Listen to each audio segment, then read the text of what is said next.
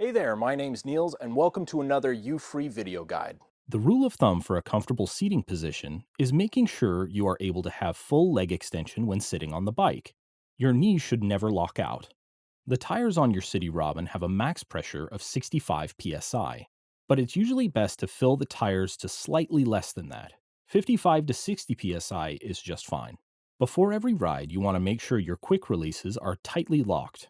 Quick releases can be found on your fork and your seat. Each quick release should be tight enough that it takes a bit of force to get them open again. This is most important when riding at night. Check that your front and rear lights come on. You can turn them on and off by pressing the plus button for 3 seconds. On the City Robin X, you will also want to make sure that your brake light illuminates when you press the brake levers. Your bike has a launch control setting.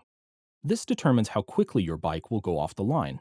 To access this setting, follow these instructions. First, go into the Settings menu by double-clicking the power button on your display. Next, scroll down to the Advanced settings using the minus button. Once you've found it, click the power button once to enter the menu. The Advanced settings menu requires you to enter a password. This password is different from any other password you might have set on the bike. This is to ensure that younger riders can still unlock their bike without being able to access this menu. The password is 1801. Use the plus and minus buttons to scroll through the numbers and press the power button to enter each digit. Once you are in the Advanced Settings menu, scroll down until you see the option labeled Start Speed. Press the power button to enter that sub-option.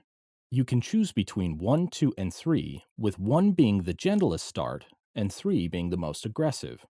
Try each of the options to find which is best for your riding style. After you have selected the appropriate option, press the power button to lock it in, and scroll down to Exit to leave the Advanced Settings menu. Finally, scroll down to Exit on the main settings menu to return to the main screen. Now you're ready to ride. Thanks for watching.